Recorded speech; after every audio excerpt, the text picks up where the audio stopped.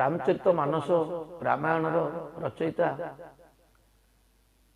ସନ୍ଥ ତୁଳସୀ ଦାସ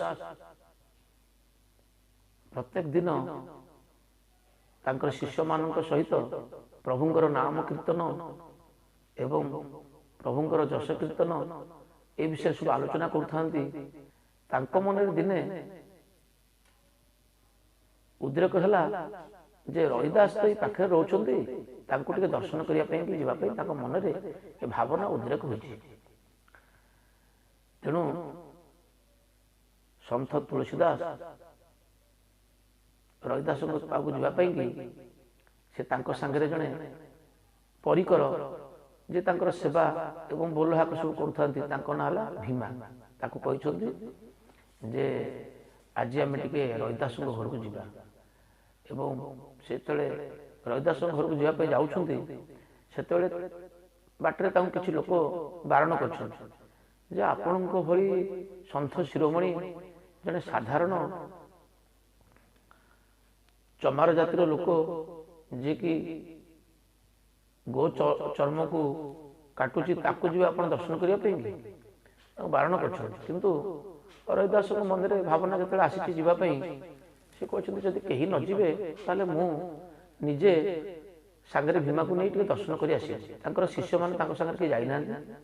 ଏବଂ ତୁଳସୀ ଦାସ ଯେତେବେଳେ ରଇଦାସଙ୍କ ପାଖକୁ ଯାଇଛନ୍ତି, ତାଙ୍କ ଘରକୁ ତାଙ୍କ ଅଗଣାରୁ ତାଙ୍କ ଗୃହ ଭିତରୁ ଯେତେବେଳେ ସେ ପ୍ରବେଶ କରିଛନ୍ତି, ରଇଦାସ ସେତେବେଳେ ବ୍ୟସ୍ତ ଅଛନ୍ତି ଚମଡ଼ାକୁ କାଟିବାରେ। ରଇଦାସଙ୍କର ଯେତେବେଳେ ନଜର ପଡ଼ିଯାଇଛି ତୁଳସୀ ଦାସଙ୍କ ଉପରେ, ସିଏ ଏକମୁହାଁ ହୋଇକି ଦୌଡ଼ିକି ଆସିଛନ୍ତି ଏବଂ ସେ ଯେଉଁ ଛୁରା ସାହାଯ୍ୟରେ ସେ କାଟୁଥିଲେ ସେ ଛୁରାକୁ ଫୋପାଡ଼ିକି ଦୌଡ଼ିକି ଆସୁଛନ୍ତି ଏବଂ ତୁଳସୀ ଦାସଙ୍କ ପାଦ ତଳେ ଲମ୍ବ ହୋଇକି ଯେତେବେଳେ ପଡ଼ିଯିବା ପାଇଁ ଆସୁଛନ୍ତି, ତୁଳସୀ ଦାସଙ୍କର ମନରେ ଟିକେ ବିକାର ଭାବ ଆସିଛି। ବିକାର ଭାବ ସେ ଦୁଇ ପାଦ ପଛକୁ ଘୁଞ୍ଚି ଆସିଛନ୍ତି, କିନ୍ତୁ ରଇଦାସ ସେଠୁ ଆସି ତାଙ୍କ ପାଦ ତଳେ ପଡ଼ିଯାଇଛନ୍ତି। ଏବଂ ରଇଦାସ ଯେତେବେଳେ ପାଦ ତଳେ ପଡ଼ିଯାଇଛନ୍ତି, ତାଙ୍କର ହାତରେ ସବୁ ରକ୍ତ ଲାଗିଥିଲା। ସେ ଯେଉଁ ରକ୍ତର ଛିଟା ତୁଳସୀ ଦାସଙ୍କର ବସ୍ତ୍ରରେ ପଡ଼ିଛି। ତୁଳସୀ ଦାସ ଯେଉଁ ବସ୍ତ୍ର ଶରୀର ଉପରେ ପକାଇଥିଲେ, ସେ ଧଳା ବସ୍ତ୍ରରେ ଏ ରକ୍ତର ଦୁଇ ବୁନ୍ଦା ଛିଟା ପଡ଼ିଯାଇଛି। ତାପରେ ରଇଦାସ କହିଛନ୍ତି, ଅହୋଭାଗ୍ୟ, ଆପଣଙ୍କ ପରି ସନ୍ଥଙ୍କର ଆଜି ଦର୍ଶନ ହେବ ଏହା ମୁଁ କଳ୍ପନା ବି କରିନଥିଲି। ଆପଣ ଯଦି ମୋତେ ଟିକେ ଆଗରୁ ଏ ସମ୍ବାଦ ଦେଇଥାନ୍ତେ, ମୁଁ ଟିକେ କ'ଣ ଆପଣଙ୍କ ପାଇଁ ଟିକେ କ'ଣ କରିଥାନ୍ତି। ବର୍ତ୍ତମାନ ମୁଁ ଏପରି ଅବସ୍ଥାରେ ଅଛି ଯେ ଆପଣଙ୍କର ସେବା ବି କରିପାରୁନି। ଏହା କହି ସେ ବହୁତ ମନ ଦୁଃଖରେ କାନ୍ଦି କାନ୍ଦିକି ତାଙ୍କ ପାଖରେ ଲୁଟି ଯାଉଥାନ୍ତି।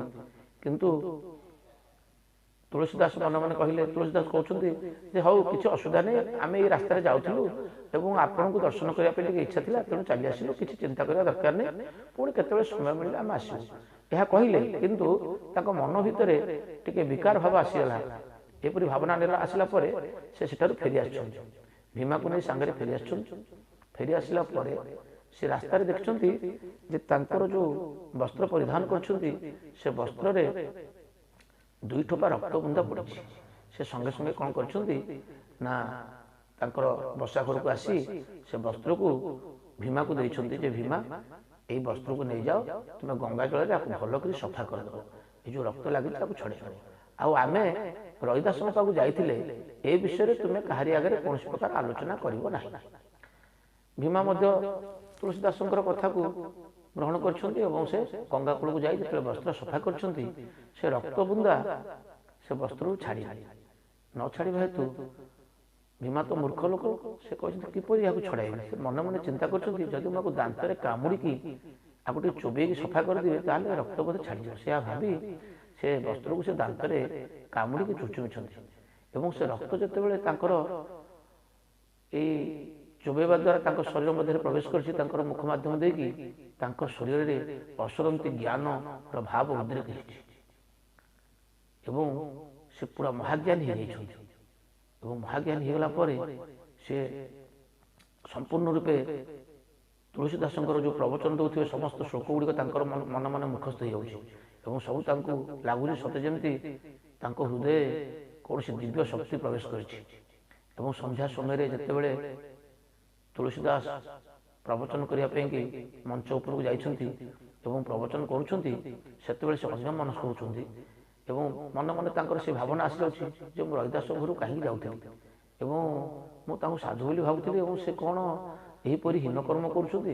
ଏହିପରି ଚିନ୍ତାଧାରା ତାଙ୍କ ମନରେ ଆସିବା ହେତୁ ତାଙ୍କର ଶ୍ଲୋକ ମଧ୍ୟ ମନେ ପଡ଼ୁନି ଏବଂ ସେହି ସମୟରେ ଭୀମା ମଞ୍ଚ ତଳେ ଠିଆ ହେଇକି ତୁଳସୀ ଦାସଙ୍କୁ କହୁଛି, ଆଜ୍ଞା ଆଉ ଏଇ ଶ୍ଲୋକ ଆପଣ କହୁନାହାନ୍ତି, ଏକଥା କହୁଛନ୍ତି ଏବଂ ତୁଳସୀ ଦାସ ମଧ୍ୟ ଆଶ୍ଚର୍ଯ୍ୟ ହେଇଗଲେ ଏବଂ ସେ ସେଦିନ ସମସ୍ତଙ୍କୁ କହିଲେ, ଦେଖନ୍ତୁ ଆଜି ମୋର ଶରୀର ଟିକେ ଅସୁସ୍ଥ ଅଛି, ତେଣୁ ଆଜିର ଏହି କାର୍ଯ୍ୟକ୍ରମ ଏହିଠାରେ ରହୁ, କାଲିକି ପୁଣି ପ୍ରବଚନ ଆରମ୍ଭ କରିବା। ଏହା କହି ସେ ପ୍ରବଚନ କାର୍ଯ୍ୟକ୍ରମକୁ ସ୍ଥଗିତ ରଖି ଫେରି ଆସୁଛନ୍ତି ବସାଘରକୁ ଏବଂ ଭୀମାକୁ ପଚାରୁଛନ୍ତି, ଆରେ ଭୀମା, ତମେ ମୋତେ ମନେ ପକାଇଦେଲ ମଝିରେ ଯେଉଁ ଶ୍ଲୋକ, ତମେ କିପରି ଏ ଶ୍ଲୋକ ଶୁଣିଲ? ମୁଁ ତ ଏ ଶ୍ଲୋକ ଆଗରୁ କେବେ ତୁମକୁ ଏ ଶ୍ଲୋକ କହିନି କି କେଉଁଠି ପ୍ରବଚନରେ ମଧ୍ୟ କହିନି, କିନ୍ତୁ ତୁମେ ଏଇ ପ୍ରବଚନ ମାଧ୍ୟମରେ ଏଇ ଜାଗାରେ ଏଇ ଶ୍ଲୋକ ଲାଗିବ ଏହା କିପରି ଜାଣିଲ? ଏବଂ ସେଠାରେ ଭୀମା କହୁଛନ୍ତି ଯେ ଭଗବାନ, ଆଉ ଯେତେବେଳେ ମୁଁ ଆପଣ ଦେଇଥିବା ବସ୍ତ୍ରକୁ ସଫା କରିବା ପାଇଁ ନେଇଥିଲି, ସେ ବସ୍ତ୍ରକୁ ସଫା କଲା ପରେ ସେ ସଫା ନ ହେବାରୁ ମୁଁ ତାକୁ ଚୋବେଇ ଦେଲି ଏବଂ ଚୋବେଇ ଦେଲା ପରେ ଦାନ୍ତରେ ଏହା ଶରୀରରେ ମୋର ପ୍ରବେଶ କରିବାରୁ ମୋ ହୃଦୟ ଭିତରେ ଅସରନ୍ତି ଜ୍ଞାନ ହୋଇଯାଇଛି ଏବଂ ସେଇ ଫଳରେ ମୁଁ ଆପଣ ଯେଉଁ ଶ୍ଲୋକ ଚାହୁଁଛନ୍ତି, ଯାହା କରିବା ପାଇଁ ଚାହୁଁଛନ୍ତି, ମୁଁ ସବୁକିଛି ଆଗରୁ ଜାଣିପାରୁଛି। ଆପଣ ପ୍ରବଚନ ଦେଲାବେଳେ ଆଗକୁ କ'ଣ ପ୍ରବଚନ ଦେବେ ତାହା ମଧ୍ୟ ମୁଁ ଜାଣିପାରୁଛି ଏବଂ ଏହା ସତ୍ୟ। ତାକୁ ପରୀକ୍ଷା କରିବା ପାଇଁ ତୁଳସୀ ଦାସ କିଛି ପ୍ରଶ୍ନ ପଚାରିଲେ ଏବଂ ଯେଉଁ ପ୍ରଶ୍ନ ପଚାରିଲେ ଭୀମା ସଙ୍ଗେ ସଙ୍ଗେ ତାହାର ତତ୍କ୍ଷଣାତ୍ ସମ୍ପୂର୍ଣ୍ଣ ରୂପେ ଉତ୍ତର ସଠିକ ଉତ୍ତର ଦେଇ ପାରିଲେ। ଏହାର ପ୍ରଭାବ ଦେଖି ତୁଳସୀ ଦାସ ସଙ୍ଗେ ସଙ୍ଗେ ନିଜର ଭୁଲ ବୁଝିପାରିଲେ। ସେ କାଳ ବିଳମ୍ବ ନ କରି ତା ପରଦିନ ପ୍ରଭାତରୁ ଉଠି ଭୀମାକୁ ନେଇ ପୁଣି ଥରେ ଦୌଡ଼ିଲେ ରଇଦାସଙ୍କ ଘରକୁ ଏବଂ ସେ ଜାଣିପାରିଲେ ଯେ ରଇଦାସ ଜଣେ ସାଧାରଣ ଲୋକ ନୁହନ୍ତି, ସେ ହେଉଛନ୍ତି ଜଣେ ପ୍ରକୃତରେ ବିଷ୍ଣୁ ଉପାସକ ଏବଂ ସିଦ୍ଧ ସନ୍ଥ। ତୁଳସୀ ଦାସ ଯେତେବେଳେ ଯାଇଛନ୍ତି ତାଙ୍କୁ ଦେଖି ରଇଦାସ ପୁଣି ଦୌଡ଼ିକି ଆସିଛନ୍ତି, ଅହୋଭାଗ୍ୟ ଅହୋଭାଗ୍ୟ, ଆପଣ ମୋ ଦ୍ୱାରକୁ ପୁଣି ଆସିଛନ୍ତି କହିକି ସେ ଶୁଣି ଦୌଡ଼ିକି ଆସି ଯେତେବେଳେ ପାଦ ତଳେ ପଡ଼ୁଛନ୍ତି, ସେତେବେଳେ ତାକୁ ଧରିକି ଉଠେଇକିରି ତୁଳସୀ ଦାସ କହୁଛନ୍ତି, ନାଇଁ ନାଇଁ ରଇଦାସ, ଆପଣ ମୋ ପାଦ ତଳେ ପଡ଼ିବାର ଯୋଗ୍ୟ ନୁହନ୍ତି। ଆପଣଙ୍କ ଭଳି ଜଣେ ସିଦ୍ଧ ସନ୍ଥ, ଆଉ ମୋର ମୂର୍ଖତା ଯେ ମୁଁ ଆପଣଙ୍କୁ ଚିହ୍ନି ପାରିଲିନି ଏବଂ ମୁଁ ପ୍ରଭୁଙ୍କ ପାଖରେ ଦ୍ରୋହୀ ହୋଇଗଲି ଏବଂ ମୁଁ ନିଜର ଏହି ପ୍ରକାରର ଅଭିମାନ ହେତୁ ମୋ ହୃଦୟରେ ଭଗବତ ସ୍ମୃତି ଆସିଲାନି ଏବଂ କାଲି ପ୍ରବଚନ ବେଳେ ମୁଁ ନିଜର ଭୁଲକୁ ବୁଝିପାରିଛି ଏବଂ ତୁମେ ମୋତେ କ୍ଷମା କରିଦିଅ। ଏହା କହିକି ସେ ମଧ୍ୟ ରଇଦାସଙ୍କର ପାଦ ତଳେ ପଡ଼ିବା ପାଇଁ ଯେତେବେଳେ ଉଦ୍ୟତ ହେଉଛନ୍ତି, ରଇଦାସ ସେତେବେଳେ ତାଙ୍କୁ ମାନେ ଜାବୁଡ଼ି ଧରି ତାଙ୍କୁ ଭୋ ଭୋ ହୋଇ କାନ୍ଦୁଛନ୍ତି, ଯାହା ଆପଣଙ୍କ ଭଳି ସନ୍ଥ ପୁଣି ମୋ ଦୁଆରକୁ ଆସିଛନ୍ତି ଏବଂ ମୋତେ ପୁଣି ଏପରି ପ୍ରକାରର ଦୋଷ ତ୍ରୁଟିରେ ପକାଇବା ପାଇଁ ଚାହୁଁଛନ୍ତି, ମୁଁ ତ ପୁରା ପାପୀ ହେଇଯିବି। ତେଣୁ ଏହା କହି ସେ ତାଙ୍କୁ ଆଲିଙ୍ଗନ କରିଛନ୍ତି ଏବଂ ସେ ଜାଗାରେ ଉଭୟଙ୍କର ମିଳନ ହେଇଛି, ମହାମିଳନ ହୋଇଛି ଏବଂ ଦୁଇ ସନ୍ଥ ଶିରୋମଣି ରଇଦାସ ଏବଂ ତୁଳସୀ ଦାସଙ୍କର। ବୋଲ ଆନନ୍ଦ ଗବାର ହରି, ଜୟ ଜୟ ଶ୍ରୀ ରାଧେ।